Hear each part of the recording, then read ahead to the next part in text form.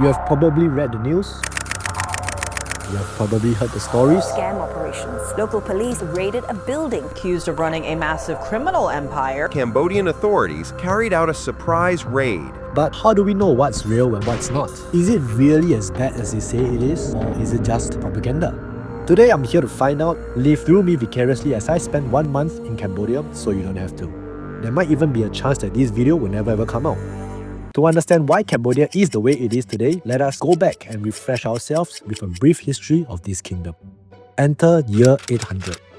Back then, India was the regional superpower. Hinduism, Buddhism, Sanskrit, they all spread around Southeast Asia. The Khmer Empire was insanely advanced for its time. Cambodia was the first to have proper sewage systems. And people back in London, they were throwing buckets of shit out of their windows. After the fall of the Angkor Empire, Cambodia kept catching L's, getting bullied by Siam and Vietnam. They basically handed their ass over on a silver platter to the French and said, "Bonjour, can you protect moi, s'il vous plaît?" Sure. Cambodia became a French protectorate and a few improvements were had, but Cambodia was drained of their natural resources and most painfully, the insane taxation. After World War II, the French had their own battles to fight in the Indochina War, and that's where Cambodia got their independence and the golden age.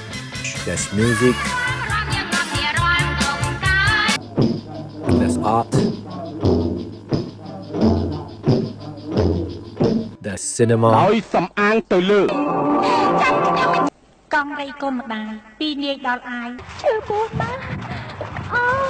things were getting really spicy in the Indochina War, and Cambodia started getting bombed just because the Viet Congs were using East Cambodia as a supply route. But things took a turn for the worse when Lon Nol successfully attempted a coup to dispose of Sihanouk, who, get this, was a king, abdicated the throne, and became democratically elected as the head of state. It's kind of like a global top rank player recreating a Smurf account and getting top rank all over again.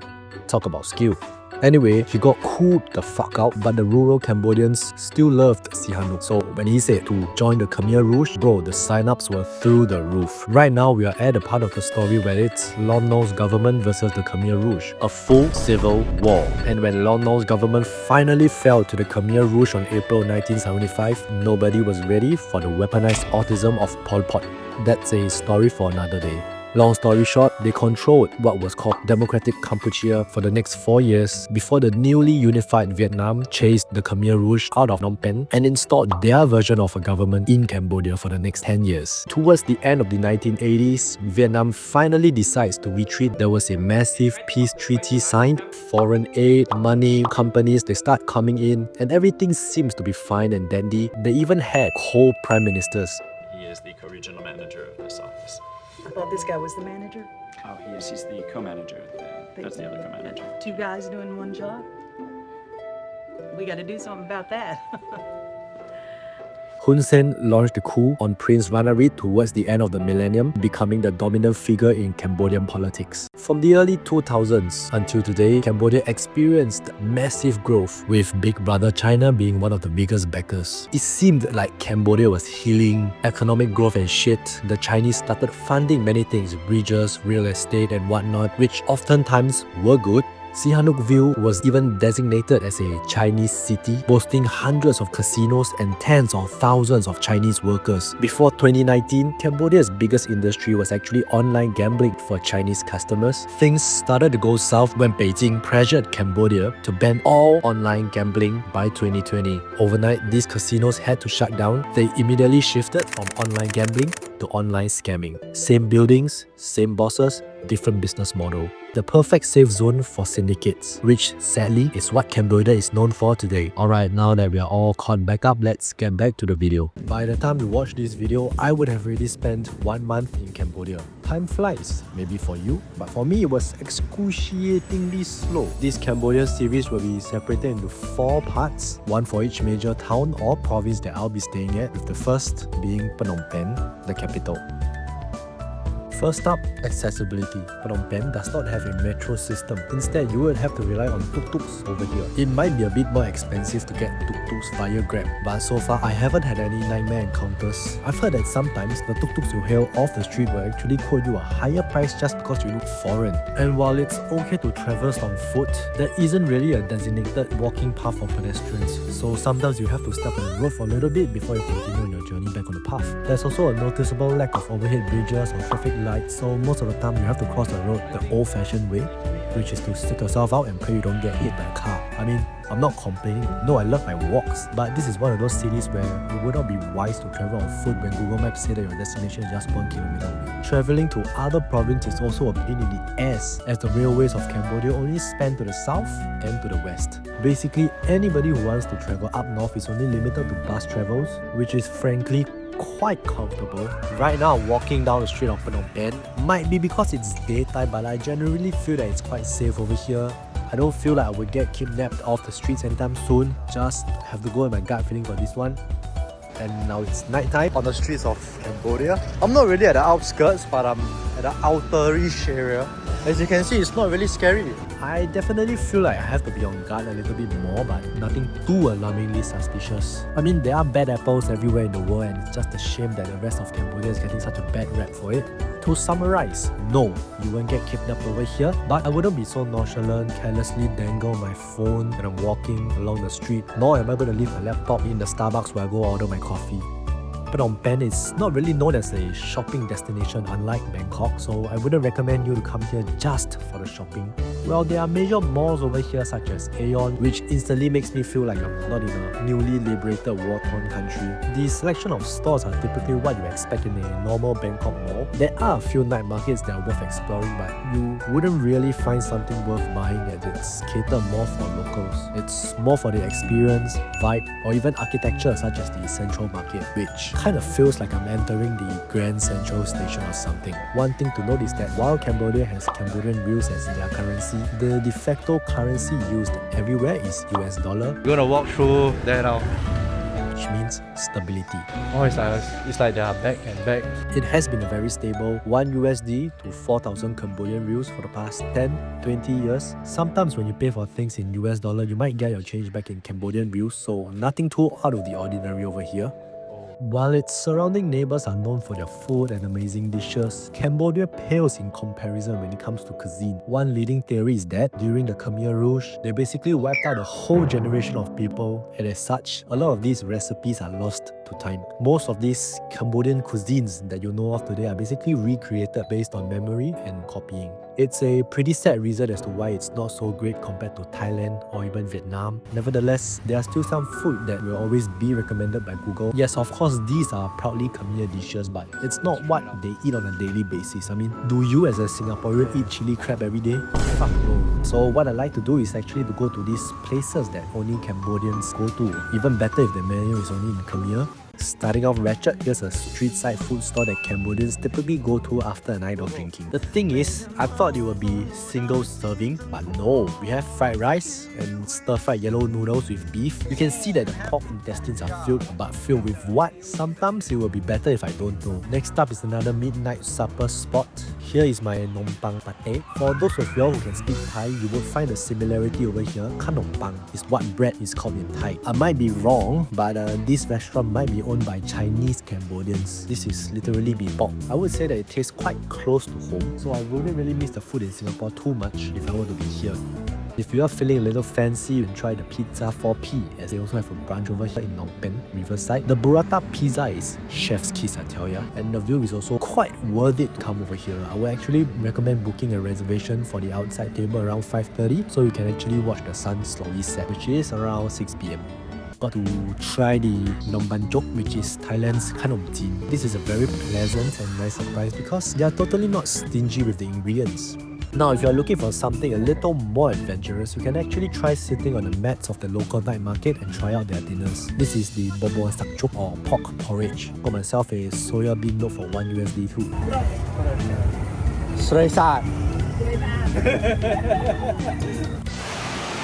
It's 6:12 right now and it's fucking raining. Fucking heavy rain. Well, I'm not gonna go out. One good thing for introverts and unadventurous people is that Grab food is available here, and I took the liberty to try some of them out. This is Thai sakchuruk. It is stupid, I come here all the way to Grab. Oh god, I know what it is. It's like a barbecue kind of pork. Quite decent. It's a bit sweet.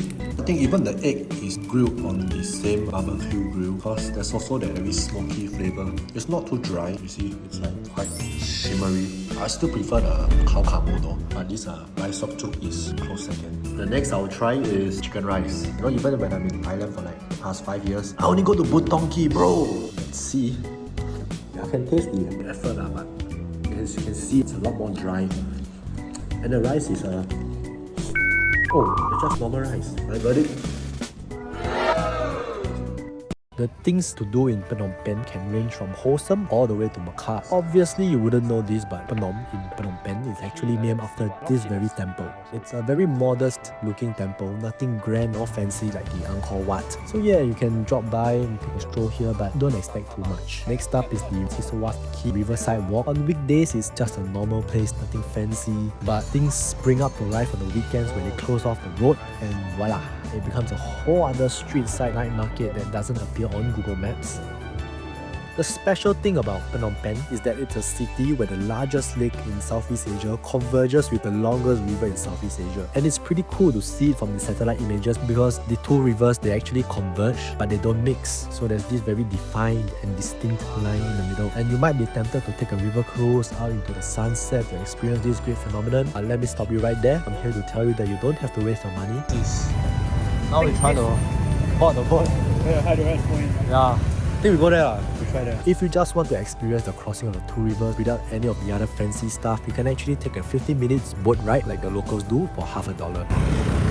Hey, you pay for me? Huh?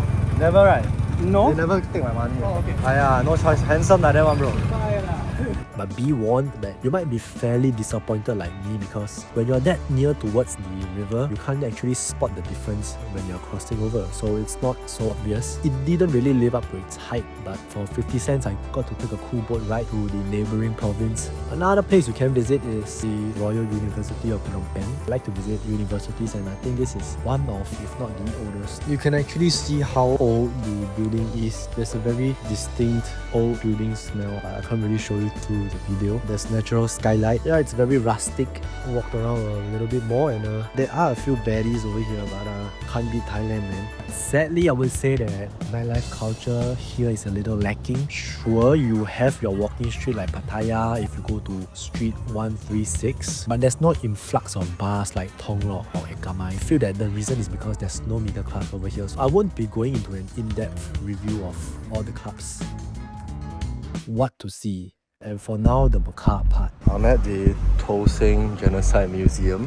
What used to be a secondary school became one of the most infamous interrogation centers of the Khmer Rouge, known as S21. You can rent the audio guide for $10, and I think it's really worth it in my opinion. It's where the Khmer Rouge killed people lah.